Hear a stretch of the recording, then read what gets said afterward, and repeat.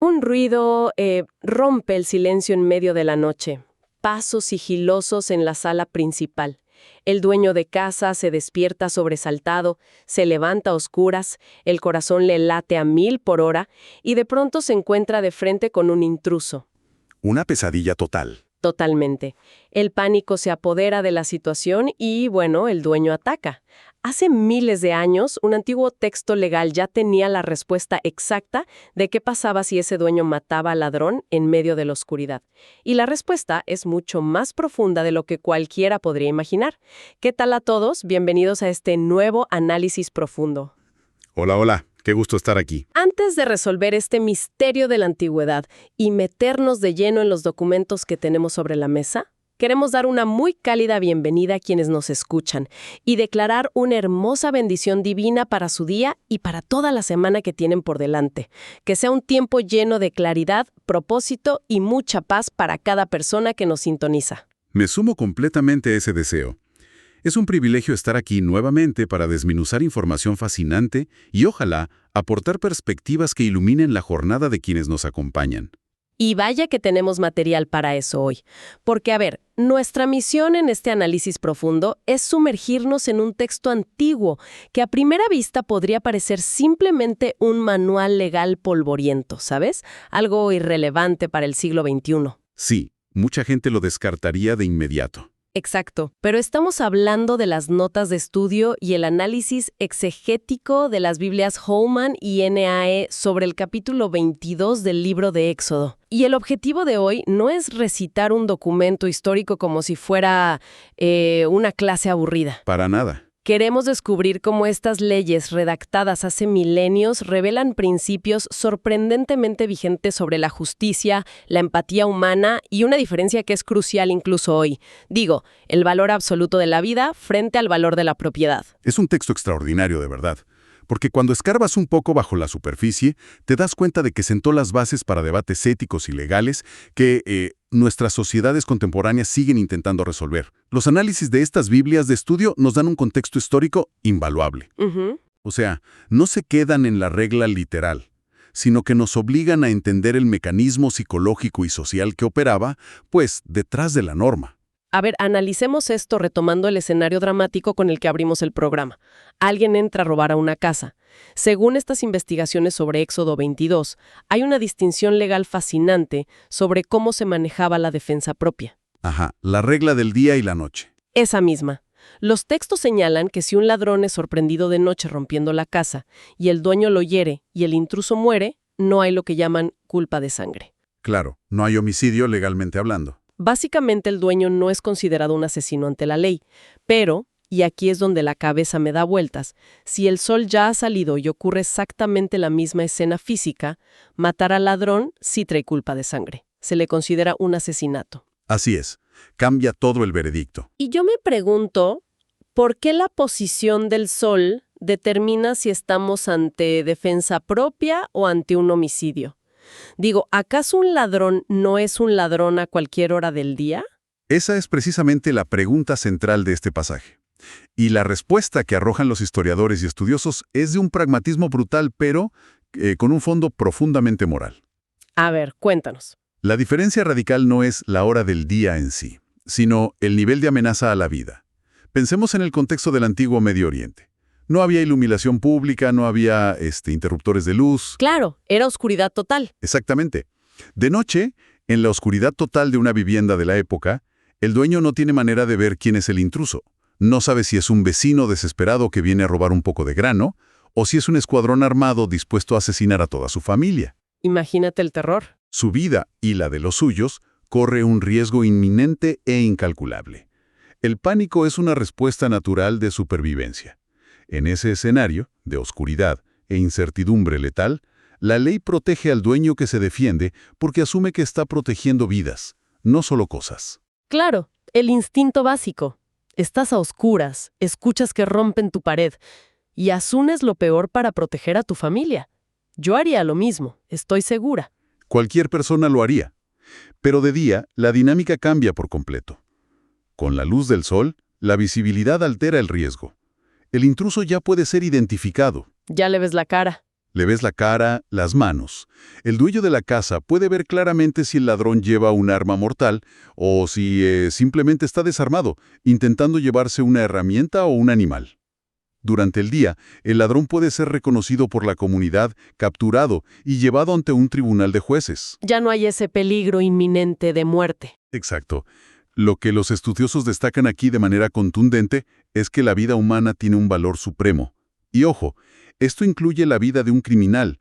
Una vez que hay luz y la amenaza letal inmediata disminuye, matar al ladrón deja de ser defensa personal y se convierte, pues, en una ejecución extrajudicial. Se convierte en simple venganza. Totalmente. Venganza por haber querido robar algo material. Esto es revelador. Se parece muchísimo a los debates que vemos hoy en día sobre las leyes de defensa propia y, bueno, la famosa proporcionalidad de la fuerza. Sí, el uso proporcional de la fuerza, exactamente. Lo que me sorprende es que, en una época que solemos imaginar como bárbara y sedienta de sangre, el sistema legal ya ponía un límite estrictísimo.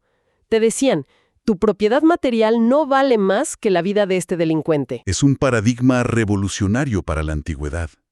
Si el ladrón era atrapado de día, debía vivir para enfrentar la justicia y el escarnio público. Tenía que pagar, ¿no? Sí, debía pagar una restitución total de lo robado. Y la ley preveía qué pasaba si era insolvente. Si no tenía con qué pagar, era vendido como esclavo por el valor de su robo para, saldar la deuda con la víctima. ¡Wow! Vendido como esclavo. Era un castigo durísimo, sí. Pero el punto clave que señalan las fuentes es que no se le quitaba la vida. El sistema prefería la restitución económica a la pérdida de una vida humana. Y esa idea de que el ladrón diurno tiene que vivir para pagar nos lleva a una transición lógica. O sea, ¿cómo se calculaba esa restitución en un mundo sin cuentas bancarias ni tarjetas de crédito? Bueno, el ganado era el dinero de la época. Claro, porque los textos son muy específicos. Establecen que si alguien roba y luego mata o vende un buey, tiene que pagar 5 bueyes. Pero si roba una oveja, paga 4. Y confieso que cuando leí esto por primera vez, pensé, ¿qué es esto? ¿Una inflación bovina? Sí, suena extraño al principio. Digo, ¿por qué el buey cuesta 5 y la oveja 4? ¿Qué los hacía tan diferentes en términos legales? Es una reacción muy natural, pero la diferencia de tasas de restitución revela un conocimiento profundo de la economía agraria de la época.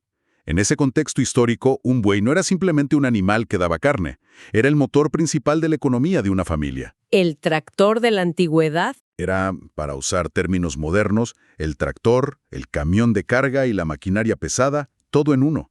Era vital para arar la tierra y asegurar la cosecha del año. Robar un buey no era solo robar propiedad, era paralizar la capacidad productiva de toda una familia. Los dejaba sin forma de trabajar. Exacto, condenándolos potencialmente a la hambruna. Por eso la penalidad era devastadora, 5 por 1. No solo compensaba el animal físico, sino el lucro cesante, el tiempo perdido y el riesgo de inanición. Tiene muchísimo sentido. ¿Y la oveja? La oveja, por otro lado, era un bien de consumo muy valioso, o sea, daba lana y leche, pero no era un bien de capital que sostenía la infraestructura productiva. Por eso la restitución era menor, de 4 por 1. Entendido. Castigaban el impacto económico real a largo plazo, no solo el precio de etiqueta del animal. Y esta idea de reparar el daño real conecta directamente con otra regla fascinante que mencionan los estudios, la famosa regla de lo mejor. Ah, sí. Esa regla es durísima, pero muy justa. El texto indica que si alguien es negligente, digamos que deja que su ganado paste y destruya el campo de otro, o si inicia un fuego para limpiar maleza y accidentalmente quema la cosecha del vecino, debe pagar la restitución usando lo mejor de su propio campo o de su propia viña. Así es. O sea, no sirve pagar con las sobras de la cosecha o con el grano marchito. Tienes que dar lo mejor que tienes. Es un estándar de responsabilidad civil altísimo. Lo que la ley buscaba no era solo compensar a la víctima, sino educar a la comunidad. Si tu negligencia le arruina el sustento a tu vecino, la restitución tiene que dolerte en tu propio patrimonio. Tiene que costarte tu producto estrella. ¿Te lo piensas 2 veces antes de dejar el fuego encendido? Totalmente. Esto garantizaba que la víctima quedara en una posición igual o mejor que antes del accidente e incentivaba un cuidado extremo en las relaciones de vecindario. Y claro, asumo que nadie quería entregar lo mejor de su viña alegremente. lo que inevitablemente llevaría a, pues, disputas legales, ¿no? La gente seguramente mentía. Por supuesto, la naturaleza humana no cambia. Y los textos abordan qué pasa cuando hay fraude, cuando alguien esconde propiedad robada y jura diciendo, este es mío. Aquí es donde la información de la Biblia Allman me dejó verdaderamente intrigada.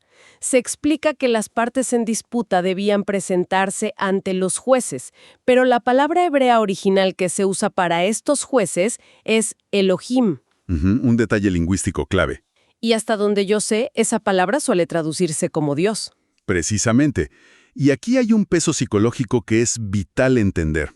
Los lingüistas y teólogos explican que, en este contexto jurídico, Elohim se refiere a los magistrados o superiores terrenales en la sociedad. Ok, eran humanos. Eran humanos, sí. Pero usar deliberadamente el plural de majestad divina para referirse a seres humanos sentados en un tribunal no era casualidad.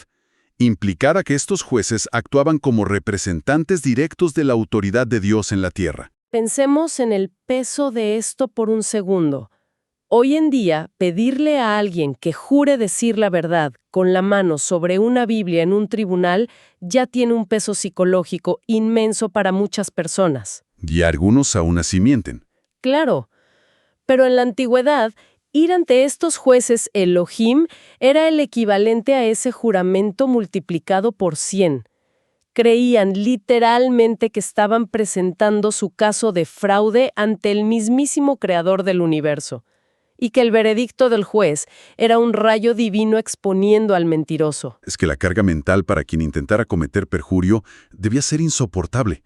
Yo lo leo y quedo asombrado del nivel de disuasión que tenía esto. Lo has descrito perfectamente.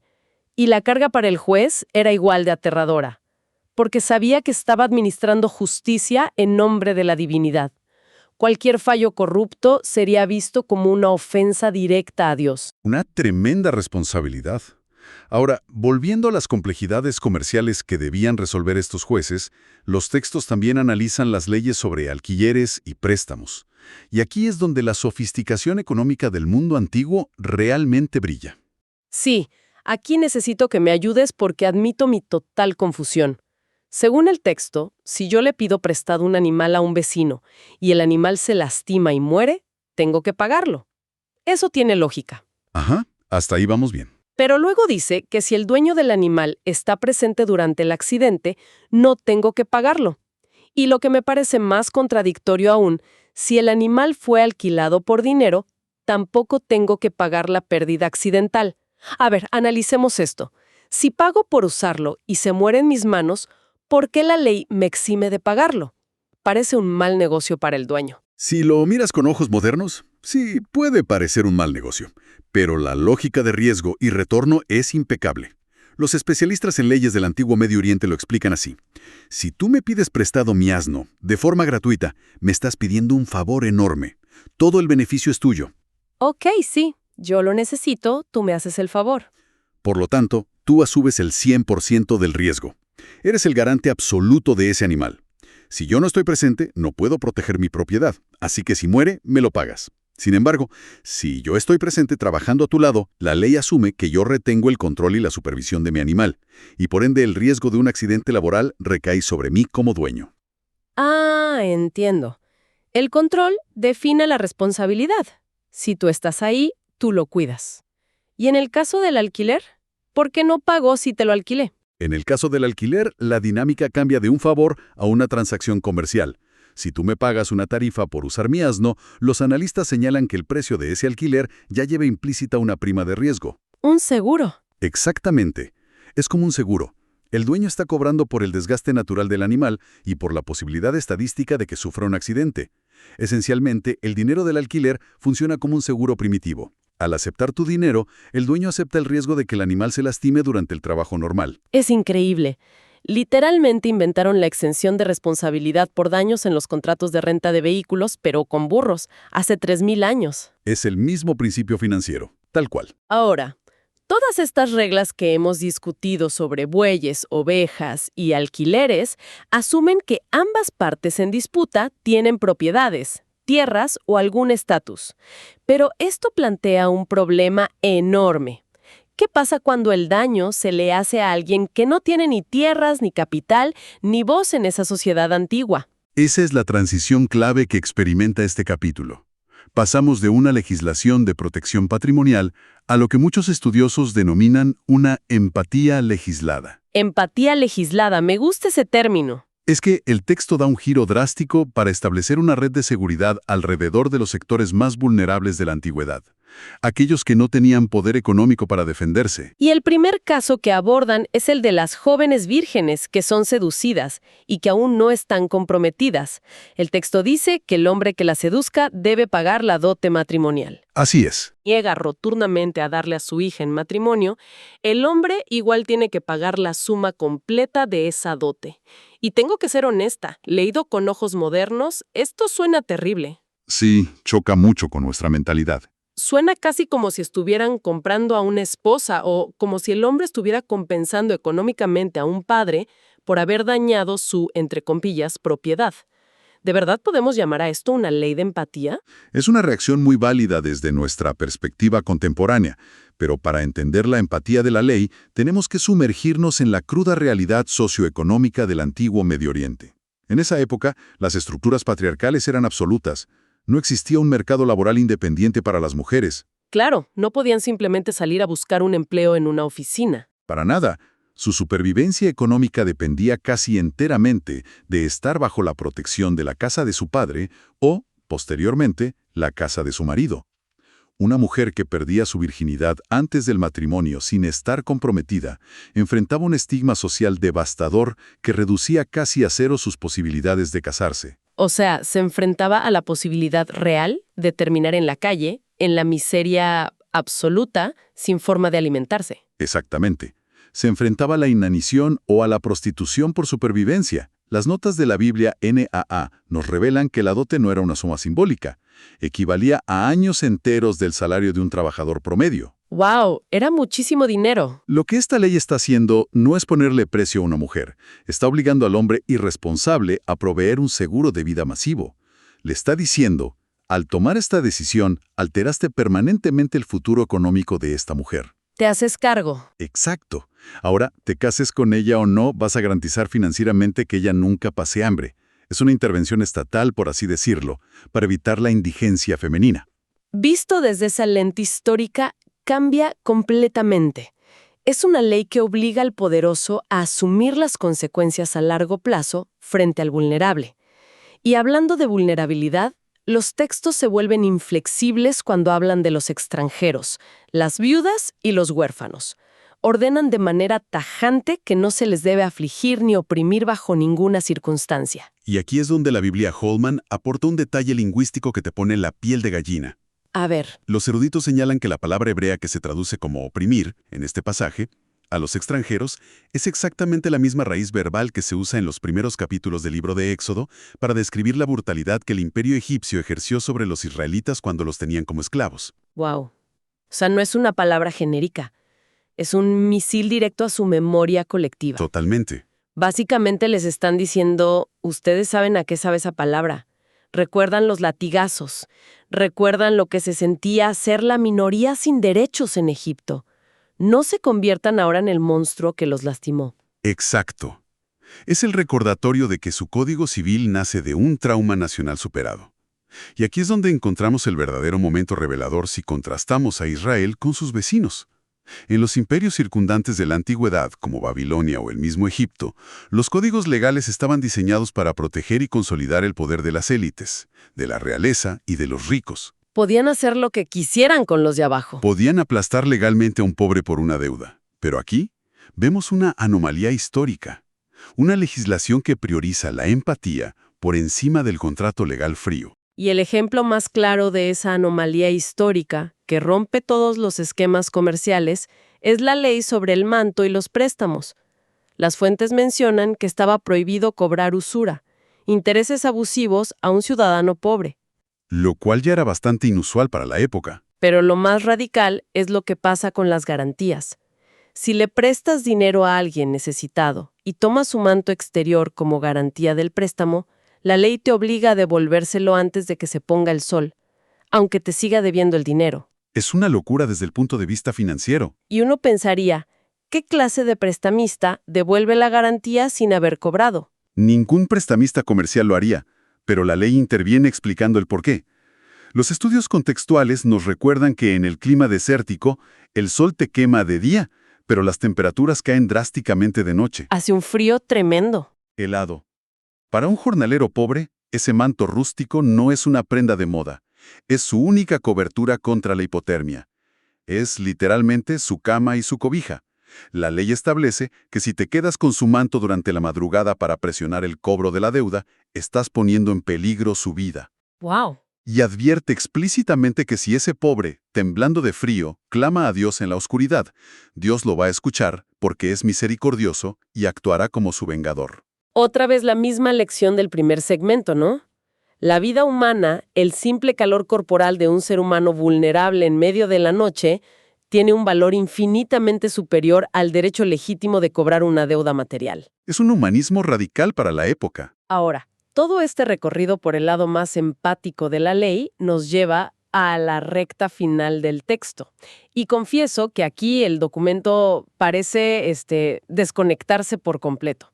Venimos de hablar de abrigar a los pobres y proteger viudas, y de repente las fuentes muestran que el texto salta a imponer la pena de muerte para hechiceras, castigos letales para la zoofilia y destrucción para quienes ofrezcan sacrificios a otros dioses. Sí, es un cambio de tono brutal. Suena extremo, durísimo, y parece que la empatía desapareció por completo de un renglón a otro.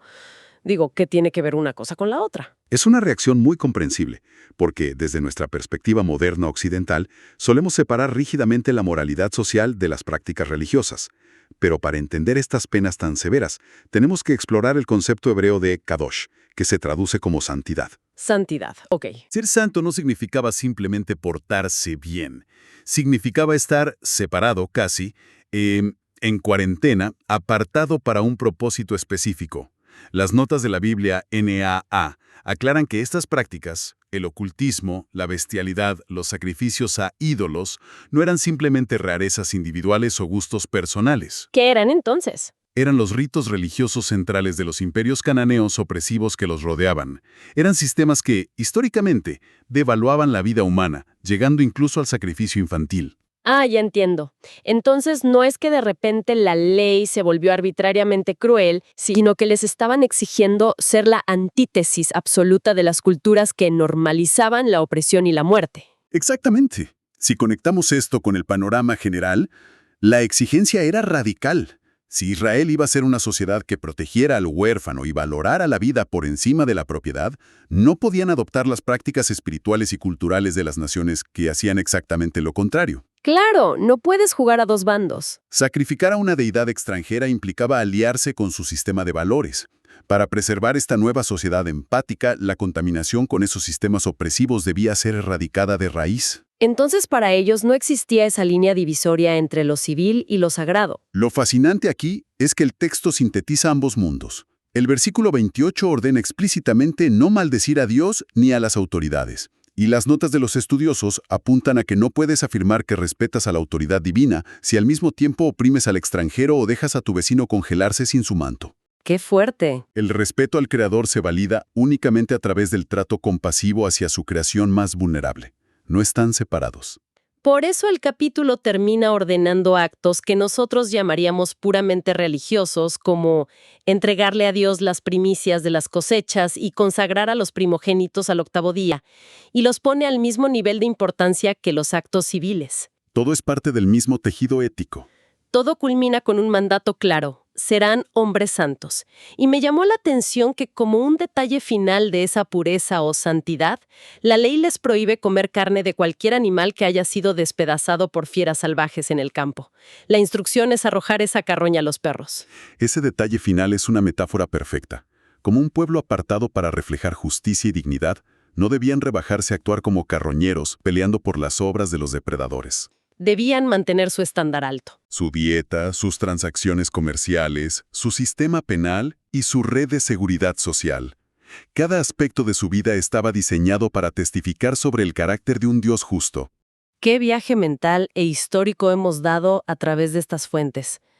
Para ir cerrando, creo que el panorama está claro. Lo que los análisis de las Biblias Holman y NNA nos han revelado es que Éxodo 22 está a años luz de ser un simple catálogo de castigos antiguos. Muy lejos de ser eso, ¿sí? Es el plano fundacional y visionario de una sociedad que exigía una responsabilidad civil absoluta, que declaraba que la vida humana era innegociable frente a los bienes materiales y que construía muros legales de protección alrededor de los marginados, respaldados por la máxima autoridad del universo. Y es un texto que nos sigue interpelando hoy en día. Sin duda. Me gustaría dejar a nuestra audiencia con una reflexión final basada en la antigua regla de la restitución agrícola que mencionamos.